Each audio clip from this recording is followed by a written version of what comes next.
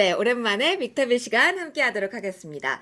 오늘은 퀀트 투자자 그리고 파이어족의 대명사로 유명하신 분, 그런데 최근에는 코인 투자자로 명성을 쌓고 계신 분과 함께 하도록 하겠습니다. 강광국 작가 모셨습니다. 작가님 어서 오십시오. 안녕하십니까. 반갑습니다. 반갑습니다. 오랜만에 오신 것 같아요. 한 석 달 만에 왔네요, 그럼? 지금? 맞아요. 네. 석 달 딱 됐어요. 그때 그래서 1월에 한 해 어떻게 보시는지 질문을 드렸는데 그때 워낙 코인 강조를 많이 해주셔서 네. 코인 이야기로 먼저 시작을 해보고자 합니다. 작가님, 네. 비트코인 네. 얼마 됐죠? 1억! 예! 예! 아, 죽인다. 1억! 야. 그때 아, 작가님 죽인다. 어떡하죠? 막 했는데 얼마? 1억! 예! 아, 그럼 제가 1월 말에 왔으면 그때 ETF 후에 좀 하락 중이었나요? 뭐 대충 맞아요, 그렇게? 맞아요. 네네. 그리고 그때 저희가 예, 그때 5천이었어. 예! 아, 저희의 죽인다. 네. 최종병기 이야기를 해주셨어요, 작가님. 아, 네, 예. 예. 그분 어떻게 되셨는지 가장 궁금하실 것 같아서. 왜냐면 비트코인이 1억이거든. 그러면 그분은? 흑자 전환했어요. 어? 돈을 번다고. 어? 돈을 번다고요.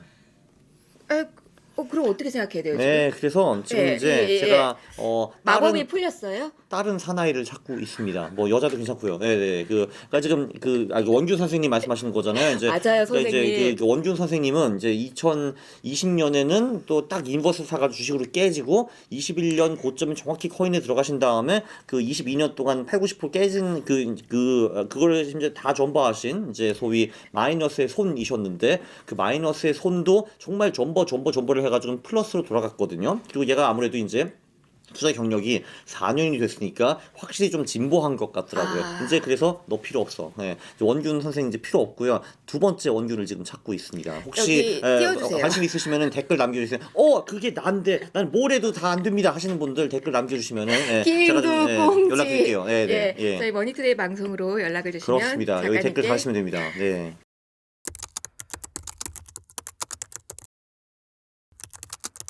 그러면은 반대로 생각하면 코인 투자의 시기가 본격적으로 왔다. 누구든 수익을 낼 수 있는 시기다. 들어가라, 버텨라, 수익 낸다.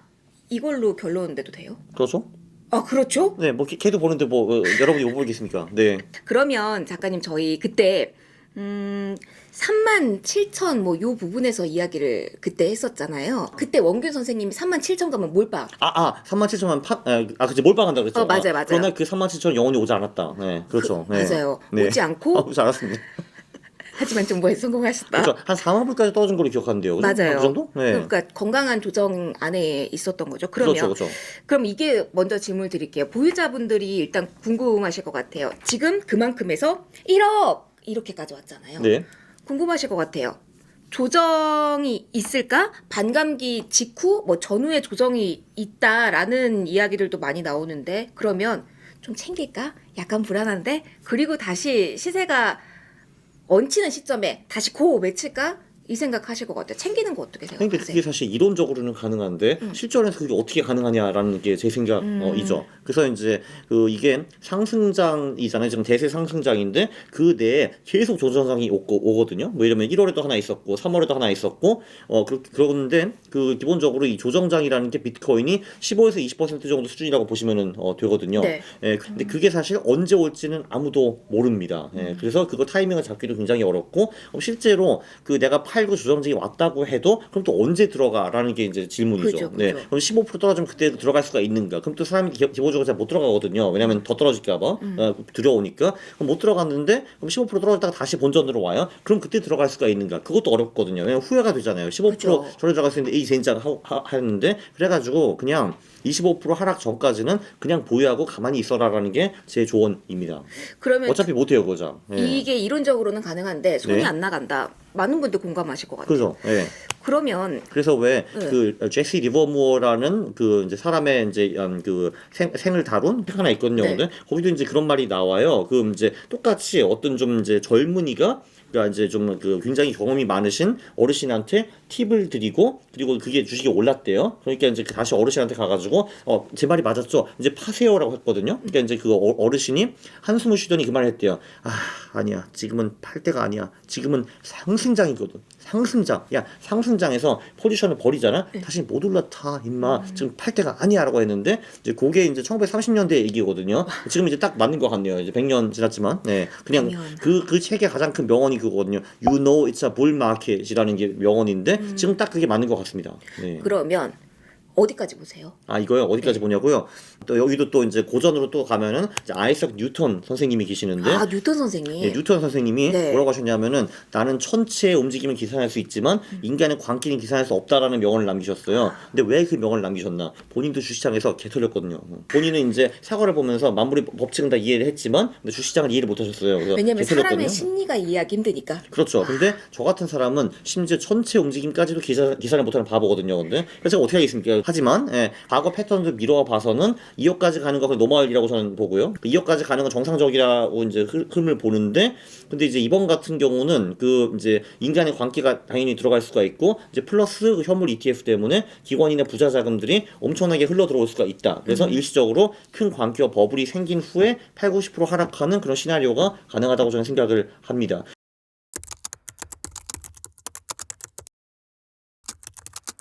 그리고 지금 4월 15일에 홍콩에서 ETF가 승인되려 만에 뭐 이러고 있거든요. 근데 지금. 그거 여쭤보려고 했어요. 네. 이게 정말 큰 건이죠. 이게 그럼 그거 엄청 중국계 커요. 자금이 네네. 확 들어오니까. 예, 왜냐면은 사실 미국 같은 경우는 ETF가 생기기 전에도 비트코인을 그냥 자유롭게 투자를 할 수 있었거든요. 네. 그러니까 좀 번거롭다 뿐이지. 그러니까 번거로운 게 좀 더 쉬워진 거잖아요. ETF를 통해서. 근데 중국 같은 경우는 아예 이제 불가능하거나 이제 암암리하거나 이제 암시장으로 가거나 뭐 이런 식으로 해야 되는 건데 ETF가 되면은 그러니까 중국 이제 개인 그리고 기관들이 투자를 할 수 있게 된 거잖아요. 어떻게 보면은. 예. 그거는 이제 엄청나게 큰 거죠. 그러니까 무에서 유가 나오는 거니까. 그죠. 예. 그럼 오늘이 저희 녹화하는 날이 4월 12일인데 네. 기사 보니까 홍콩 ETF 4월 15일 날 이제 접수를 하고 승인되는 게 이달 아니라고 들었거든요. 네, 저도 이제 그 중국에 있는 애들이 이제 물어보면서 이제 하는데 네. 지금 이제 되는 분위기인 것 같고요. 4월 15일에 그 승인을 하면은 한 열흘 후에 상장이 된다라고 저는 네. 들었어요. 네, 그러면 지금 1억 전후잖아요. 네, 목표가 2억 플러스 알파잖아요. 네. 그럼 지금 전재산 고 이게 그러니까 굉장히 좀 이제 흥미로운 게 이제 저 말고도 그 코인 쪽에서 좀 유명하신 분들이 계시잖아요. 이제 거기 있는 한 직원분이 네. 이제 15년 정도 삼성전자를 다니시다가 나오셔가지고 퇴직금을 그 돈 플러스 떨려. 집 보증금을 빼셔가지고 그러니까 비트코인이 아닌 이제 네. 뭐 다른 코인에 전부 다 올인하시고 본인은 고시원을 사신다라고 하시더라고요. 어메이징. 네. 근데 뭐 제가 여기까지는 권하지 않는데 그건 조금 극단적인 것 같고요. 제가 보기에는. 그래서 이제 그 정도는 아닌데 그것까지 추천하지 않지만 그래도 비중을 조금 늘리는 거 정도야 뭐 나쁘지 않겠느냐라는 게 제 생각입니다. 네. 그냥 비중을 늘리는 게 아니라 약간의 도전 정신을 가미해도 아니, 그래도 고시원은 좀 이제 빡세잖아요, 그게. 그런 건 빡세지만 옆에 소리가 들리고. 그렇죠. 네, 네. 근데 만약에 퇴직금만 올인이었다 하면 퇴직금만 올인. 그것도 좀 헤비한 게 아닌가? 물론 이제 이분이 퇴직금 말고 어느 정도 다른 자산인지 다른 자산이 없겠지. 그러니까 이제 그죠, 그죠. 네. 하지만 네. 주식시장보다는 조금 더 안정적이라고 말할 수 있을 정도로 2억에 대한 희망을 가지고 계신 거죠. 그러니까 사실 안정적이진 않고 변동성은 어마어마할 겁니다. 이게 네. 왜냐면 사실 그냥 상승장 내에서도 15% 20% 꾸꾸라지는 게 그냥 이사로 그러니까 너무 이제 당연한 거고 그리고 그 정도 비트코인이 빠지면 알코올은 더 빠지거든요. 네. 그 지난번에 1월에 그러니까 이제 한 6시간 만인가 비트코인이 15% 정도 빠지는 사태가 있었어요. 그때 선물하시는 분들 많이 청산당했는데 그리고 그 똑같은 6시간 동안에 제가 기억하기로는 도지코인이 40%가 빠졌어요. 네, 이런 와일드한 시장이기 때문에 이 변동성은 버텨야 되거든요. 네. 네, 근데 이제 기대 수익률은 월등히 높죠. 그건 맞죠. 네. 그러면 이번 반감기만의 특징이 플러스 알파로 뭐가 있는지도 궁금해. 이번이 4차 맞죠, 작가님? 그러니까 그 반감기 자체는 새로운 게 사실 별로 없죠. 4년 만에 그냥 오는 거니까. 네. 근데 여기 플러스 알파가 그 미국 ETF 그건 이제 팩트이고 홍콩 ETF가 지금 되네 만에 하는데 그게 지금 될 가능성이 높아 보이죠. 그러면은 3차까지는 막 이걸 끌어올린 게 개인 자금이었다 그러면 네. 4차는 조금 더 묵직한 기관 자금이라는 게 가장 큰 특징이라고 말해도 될까요? 그렇죠. 사실 그래서 이제 그러면 이제 홍콩과 미국이 되면은 그럼 왜 한국이 없느냐라는 말을 할 수가 있거든요. 그래서 총선에서 한다면서요. 예, 사실 하는 건 너무 당연하다고 보거든요. 네. 뭐 저는 생각했죠. 야, 무슨 이런 거를 공약으로 거네. 너무 당연한 거를. 그건 네. 진짜 무슨 뭐, 여러분, 저는 이제 해가 동쪽에 있을 거라 약속합니다. 이런 거 똑같은 거잖아요, 사실 근데. 이게 무슨 공약이야라고 생각했거든요. 아유, 이게. 흐름이다. 네. 그렇죠. 예. 아니, 왜냐면은 명분이 하나도 없잖아요. 그 막을 명분이. 근데 그래서 저 사실 사람들한테 그랬거든요. 아니야, 어차피 근데 개인들 코인 다 하고 있는데 그게 그게 뭐 대단하냐 하는데 근데 그 말을 하더라고요. 이 사람들이 이제 그 퇴직연금이나 개인연금 같은 경우는 우리가 개별주에 투자를 못 하는데 네. 비트코인 ETF가 생기면은 이제 본인은 그 퇴직연금 개인연금의 일부를 거기다 넣겠다라는 말을 하더라고요. 근데 그게 좀 일리가 있는 것 같아요. 이제 그게 하나 있고 네. 그래서 이제 한국도 ETF가 아마 출시될 가능성이 사실 매우 높고 네. 사실 그거를 이제 바꿔 생각해 보면은 그러면은 그런 ETF가 생기면은 미국이나 그 선진국에 연기금도 좀 어느 정도 들어갈 수가 있잖아요. 걔네들도 다 자산 배분을 해야 되는데 네. 자산 배분을 할 때 뭐 굳이 맨날 주식과 채권만 할 필요는 없는 거잖아요, 사실. 그래서 이제 뭐 금도 좀 하고 비트코인도 뭐 엄청 대단한 금액은 아니지만 뭐 진짜 한 1% 2%만 들어간다 하더라도 그 액수가 어마어마하거든요, 이게. 네. 왜냐면 연기금 시장이 워낙 크기 때문에. 또 좀 나아가면은 중앙은행도 이제 외환 보유고를 어딘가 투자를 하는데 지금 사실 뭐 거의 다 그냥 뭐 미국 국채 이런 데 넣은 경우가 많은데 근데 거기서도 왜 일면 1%, 2%, 3%를 비트코인 투자를 못 하겠느냐라는 게 제 생각이죠. 네, 그러면 그 액수가 이제 개인들 코 묻은 돈과는 완전히 달라지죠. 네. 이더리움 ETF도 또 다른 모멘텀으로 더해놔도 되는 걸까요? 사실 저도 이제 이더리움 ETF를 그 막을 이유가 있느냐라고 생각을 하긴 하는데 근데 그거는 근데 아직은 뭐 모른다는 분들도 꽤 많이 계신 것 같더라고요. 그게 뭐 일단은 그런 말을 하더라고요. 네. 이제 이더리움이 그러면 이제 증권 아니냐. 근데 이제 그걸 발행할 때 SEC나 이런 데 컨트롤 안 받았기 때문에 이거 우리가 ETF로 만들어줄 수 없다. 뭐 그런 말도 있는 것 같더라고요. 그러면 그거 다 빼놓고도 그냥 BTF, ETF, 뭐 미국 일단 넘었고 홍콩 그리고 국내까지 하면 이 모멘텀만 봐도 충분하다라고 투자자분들은 보셔도 되는 거예요. 그렇죠. 그리고 제가 알기로는 런던 쪽도 이제 추진을 하고 있다고 하는데 그럼 네. 이제 아시아, 그 미국, 유럽 다 있는 거죠, 그게. 네. 그러면 그냥 정리하면 가지고 계신 분들 그냥 쭉 가세요. 새로 담고 싶으신 분들 지금이라도 담으세요. 네, 그러니까 지금 사는 게 저는 굉장히 좋다라고 지금이요? 보는데, 네. 근데 이제 좀 더 좋은 타이밍을 보자면은 지금 사실 횡보장이잖아요. 횡보장을 돌파하는 이제 그 시점이 어떻게 보면 타이밍상으로는 가장 좋은 이제 곳인데 이제 그거를 놓치실 가능성이 매우 높으니까 그냥 지금 살아라는 게 제 생각이죠. 이것도 분할 매수 해야 돼요.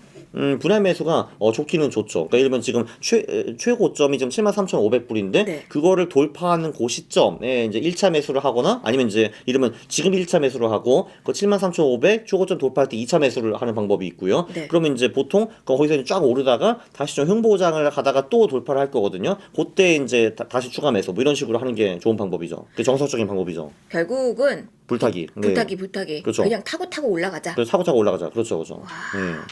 어디까지 그 흐름이 이어진다라고 보세요? 2025년. 이게 그 역대 최고가를 돌파하면은 보통 거기서부터 1년 정도 더 가거든요. 네. 그렇게 미뤄보면은 한 25년 그 초반까지. 예. 근데 이제 그러니까 그래서 이제 시나리오가 두 개가 있는데 네. 그 25년 초반까지 가는데 기관들과 뭐 이런 그 부자들의 광기를 통해 가지고 정말 진짜 뭐 5억 10억까지 갔다가 그 후에 80, 90% 꼬꾸라지는 시나리오가 하나 있고 두 번째 시나리오는 옛날에 금 ETF 생길 때도 자금이 천천히 들어오면서 9년 정도 금값이 올랐거든요. 한 4배 반 정도. 그런 식으로 좀 내년 초반에 끝나는 게 아니라 좀 더 완만하게 좀 더 길게 가는 그런 시나리오도 있다고 저는 봅니다. 근데 어차피 둘 다 행복한 시나리오이기 때문에 그렇죠. 다 좋은 거죠, 둘 다. 네. 다 좋네요. 네. 작가님께서는 매월 계좌를 공개하시잖아요. 네.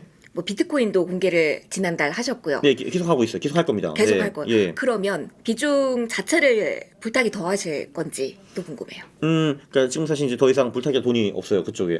있다. 이제 제가 요즘엔 주식에 관심이 하나도 없거든요. 사실 비중은 여기 있으신 거죠? 주식 비중 있죠. 지금 아직 4월이니까. 네. 네. 근데 그래서 사실 오늘 여기 오는 그 도중에 코스피 차트를 봤어요. 지금 우리가 어디 있는가? 네. 전혀 몰랐거든요, 오늘. 그래서 그렇군 했는데 왜냐면 특히 관심이 없는 게 저 어차피 다음 주에 다 팔 거거든요. 어차피 다음 주에 다 날려버리고 6개월 후에 다시 주식을 하긴 할 건데 네. 그 전에 6개월 동안에는 일단 빅섬에서 코인을 좀 하다가 다시 들어갈 겁니다. 저희 계절성 이야기 잠시 후 더 해볼 거고요. 예. 그 전에 그러면 다 파셨다. 그 금액 이게 아직은 안 팔았죠. 이제 다음 주에 팔 거죠. 예. 판다면 왜 그때인지는 잠시 후에 알려드릴게요. 예. 그거 다 코인으로 갑니까? 그렇죠. 그걸 코인으로 6개월 동안 하다가 다시 이제 주식으로 좀 컴백할 겁니다. 그래서 사실 이게 저는 너무 극단적으로 집까지 팔면서 고시원 살면서 코인 하는 건 좀 이제 저는 좀 너무 이제 좀 여러분, 리스키하다고 안 돼요. 봐요. 네. 안 돼요. 그러니까 나중에 1년 후에 보면은 그게 그 천재적인 선택이었다라고 결론이 나올 수도 있는데 이게 여러분 그 세상에는요 블랙 스원이라는 것이 존재합니다. 이제 그게 뭐냐면은 사실 우리가 그 IMF 전에 IMF를 이겨낸 사람도 아무도 없었고요. 금융위기 전에 금융위기 이겨낸 사람도 아무도 없었고 코로나 전에도 코로나 이겨낸 사람이 아무도 없었고요. 러우 전쟁 전에서도 러우 전쟁을 이겨낸 사람이 아무도 없었는데 나중에 진짜 24년 중후반에 뜬금없이 뭐가 이상하게 터질 수가 있어요. 그게. 근데 그게 뭔지 몰라요 나도 근데. 예. 근데 터질 가능성은 언제나 늘 존재하거든요. 그러면 비트코인은 다 쫙 파질 수가 있습니다. 근데 그때 내가 고시원을 살고 있으면 짜증나잖아요 이게. 그렇죠. 예. 그렇죠. 네. 슬프죠. 슬픕니다. 짜증이자. 근데 그게 무엇이냐 하면은 저도 알려드릴 수 없어요. 그게 블랙스원이니까. 왜냐면 예측이 불가능한데 근데 예측 불가능한 사건이 터지는 거는 언제든지 가능합니다. 맞아요. 그래서 몰빵은 금물. 금물. 예, 여러분 금물. 메모 금 몰빵 노노. 하지만 여유 자금을 통해서 투자하는 것은 지금 시장에서는 괜찮은 전략. 그렇죠. 예. 그러니까 그 사실 저는 여유 자금이라는 건 존재하지 않다고 보거든요. 다 돈이거든요. 다 이게 근데. 소중해요. 예, 다 소중해. 빡빡해요. 근데 그 소위 그 여유 자금, 비여유 자금 다 합쳐가지고 팍 몰빵 그거는 진짜 위험합니다. 제가 보기에는.